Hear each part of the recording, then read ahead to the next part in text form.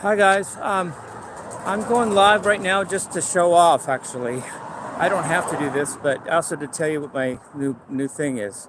First of all, I just came from Guitar Center, and I was playing and trying to do all right, but I seem to gravitate toward the things that I need to work on, and therefore my weaknesses. And so sometimes, if there's any chance I can fall apart when I'm playing, it almost always happens because I tend not to play what I know well. I tend to play what I need to work on and don't know very well. So whatever. So and plus I hear a lot of comments about me saying that I sound the same. And the complete irony of this whole thing, first of all, that I was kind of sucking at Guitar Center at times. Secondly, that someone says that I sound the same all the time. Well, first of all, the irony in that part of that is, I was this close to beginning to agree, but not completely, but to some degree. I thought, man, what's the next level?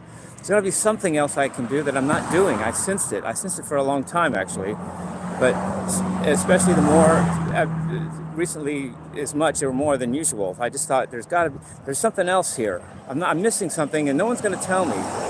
But yet it's important, and if I don't do it, it's going to make me forever either sound the same or just whatever.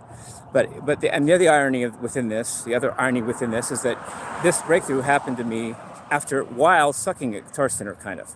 It wasn't because I was pulling everything off great, everything was going my way, and I couldn't hit a bad note. The opposite. And then suddenly I said, screw it, I'm just going to play with all four fingers on each string. We have four fingers on our hand. I thought rhetorically to myself, why do we always play 3-note per string scales for diatonic scales? And it's 2-note per string for pentatonic, but let's talk about diatonic right now. If I have four fingers and I have a pick that can hit a pick on any finger can play of the four, I can pick it, and I have four fingers to play, why am I just playing 3 notes per string for diatonic scales? That doesn't make any sense. So I just thought, well, why don't I try something stupid like playing 4 notes per string? And that can even be in fourths or fifths, as far as changing string to string. If you have 4 notes per string and you change in fourths, you're going to have one note on each string that's the same note. But there's nothing wrong with that. That can be used to make a different sound. You can even use it to your advantage.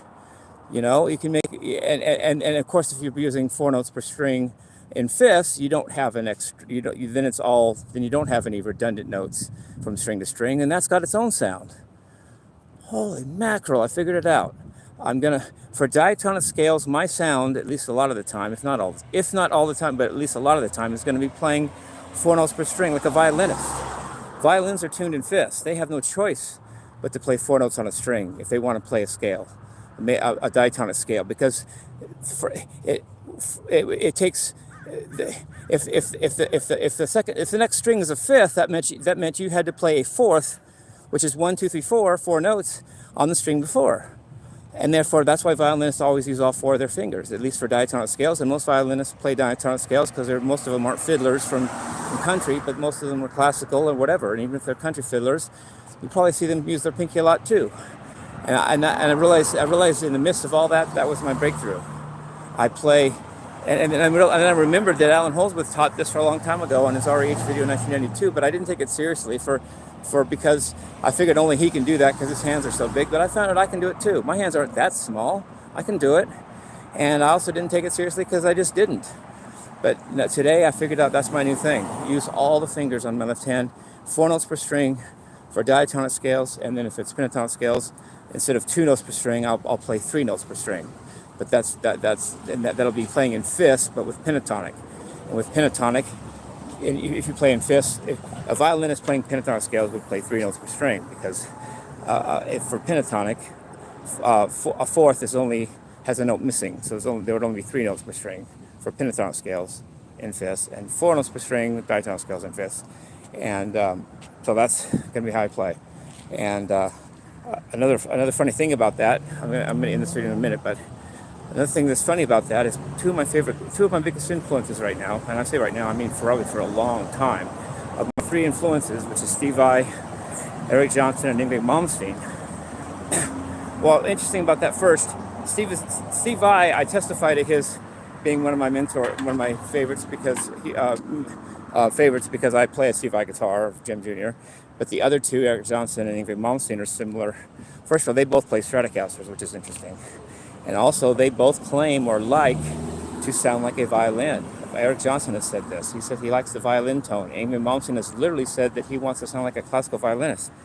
And now, even though I don't play a Fender Stratocaster, I'm going to start to play physically with my hands like a violinist. And then with the Steve Vai thing, I actually have a Jim Jr. as my main guitar right now, testifying that Steve Vai is one of my biggest influences. So I'm really happy with this breakthrough. I'm kind of proud of myself, actually. It's ironic how it happened because all the things were against me, really, because all I was doing at Guitar Center was messing up. But then I came up with the breakthrough. And so anyway, love you guys. Peace, rock and roll.